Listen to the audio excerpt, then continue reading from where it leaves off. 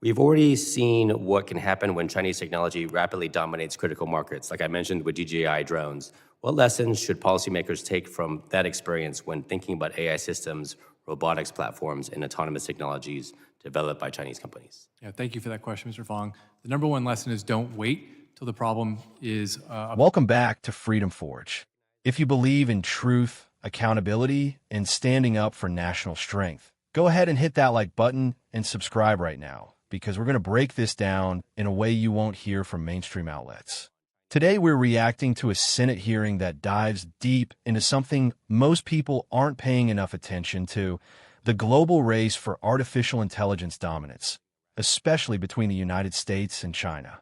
This hearing focuses on how Chinese AI models like DeepSeek are rapidly spreading across the world, undercutting competition with cheap access and potentially embedding censorship and authoritarian influence into the technology millions could end up using. Thank you, Dr. Doshi. Members will be recognized by order of seniority for their 5 minutes of questioning. I now recognize myself for 5 minutes of questioning. My first question goes to you, Mr. Finkel. Many American startups and developers are beginning to build on Chinese open models like DeepSeek because they appear highly capable and are offered at extremely low costs. We have seen this strategy before. Chinese companies like DJI use aggressive pricing and rapid deployment to dominate the global drone market, which made it extremely difficult for American companies to compete.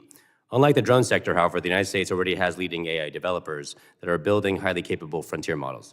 Do you see Chinese AI companies attempting to follow a similar strategy with models like DeepSeek by rapidly expanding global adoption in order to capture market share before trusted alternatives can compete?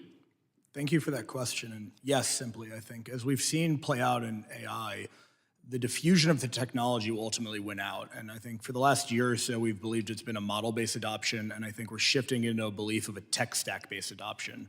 And so when you look at the AI tech stack, it fundamentally is made up of compute, data, model, and applications. And I think we've seen people begin to recognize in order to really win on AI, you have to win on the tech stack, which ultimately solves a hard problem. And we've seen China look to imitate their Belt and Road Initiative, their Digital Silk Road Initiative, to ensure that their models are winning across the world. It's imperative, and we spoke about it in our testimony, that the US not only counters this, but wins on it. And that's why we feel really strongly that the Exporting American AI Tech Stack Executive Order is a critical path forward on this. That must be codified and resourced. And then we as industry have to do everything we can to bring our technology to the world. So as a follow-up question, but in terms of censorship and information control by DeepSeek, researchers and journalists have found that DeepSeek censors its own answers in real time, deleting responses related to topics like Tiananmen Square, Taiwan, or criticism of the Chinese Communist Party. In some cases, the model initially generates accurate information, but then erases it and replaces it with a different answer. What risks arise when an AI system that may reflect the information controls and propaganda narratives of an authoritarian government become widely used around the world? I believe there are a number of different risks associated with it. And what we've seen is that in order to release a model in China, you have to pass a test essentially adhering to those laws that you referenced. I think Scale as a company is now doing more AI evaluations than nearly anyone else, and we evaluate all of the world's leading models to better understand their capabilities. AI evaluation is an amazing tool for this. It's really important, though, that we're putting models out to the world that we believe have democratic values and ideals and uphold American values. And that's, again, why it's important that we not only match but exceed China's intensity in diffusing our tech globally. Thank you. Mr. Malchenko, unlike traditional Internet of Things devices, robots are not just collecting data. They are physical machines capable of movement and interaction with the environment. If a malicious actor gained control of a connected robot operating in a sensitive environment, such as a research laboratory, industrial facility, or transportation hub, what kinds of physical or operational risks could arise? Thank you, Mr. Chairman. Those risks are very similar to the kinds of risks that would happen if you allowed someone into your environment that was a hostile person, right? And so that robot could go around, manipulate things, look at things. To make that very realistic, if you had an assembly line, that robot could destroy the assembly line or otherwise take malicious photos of materials going through. So in many ways, a robot represents a kind of risk that is beyond the passive risks of IoT devices if compromised. Oh, thank you. Mr. Robbins, We've already seen what can happen when Chinese technology rapidly dominates critical markets, like I mentioned with DJI drones. What lessons should policymakers take from that experience when thinking about AI systems, robotics platforms, and autonomous technologies developed by Chinese companies? Yeah, thank you for that question, Mr. Fong. The number one lesson is don't wait till the problem is upon us and we get behind. Take action now to level the playing field for U.S. robotics and AI companies and autonomy companies so they can compete globally on a level playing field now instead of having to fight from behind like American drone companies are doing today. There are policy actions Congress can take. There's actions the executive branch can take now with existing authorities to level the playing field. We spell those out in our Partnerships for Robotics Competitiveness white paper. Let me throw this out to everyone, but in terms of procurement, should Congress consider a policy similar to existing restrictions on Huawei or DJI where certain Chinese technologies are prohibited from procurement by federal agencies? I got 15 seconds, so maybe I just open it up to everybody. Absolutely, yes. Yes. Yes, in line with the things that is done in the past with DJI. Yes. Thank you. With that, I now recognize the ranking member, the gentleman from Virginia, Mr. Walkinshaw, for his 5 minutes. Now, as I watched this hearing, one thing became crystal clear. This is not just about technology. This is about power, influence, and the future of freedom itself. Right out of the gate, the discussion centered on how Chinese companies are using a strategy we've already seen before. They come in with extremely low pricing, scale aggressively, and dominate the market before anyone else can catch up. We saw it with drones. We saw it with companies like DJI. And now we're watching the same exact playbook unfold with AI. And let me say this plainly. If you don't learn from history, you repeat it. That's exactly what's happening here. One of the most alarming parts of this hearing was when they started talking about censorship baked directly into these AI systems. We're not talking about subtle bias. We're talking about models that literally delete or replace truthful answers in real time when topics like Tiananmen Square, Taiwan, or criticism of the Chinese Communist Party come up. Think about that for a second. This isn't just a tool anymore. This is a controlled narrative machine. And here's where I'm going to give you my take as someone who believes strongly in national sovereignty and individual freedom. Allowing systems like that to spread globally is dangerous on a level most people don't even understand yet. Because AI is not just search anymore. It's becoming the way people learn, think, and form opinions. If that pipeline is controlled by an authoritarian regime, you're not just exporting technology, you're exporting ideology.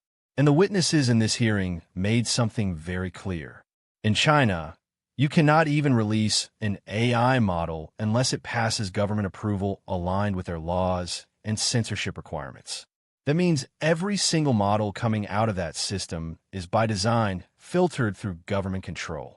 So when people say it's just cheaper or it's just another tool, they are completely missing the bigger picture. This is digital influence warfare. Now let's talk about the strategic side, because this is where things get serious. The discussion highlighted how AI isn't just about one product. It's an entire tech stack.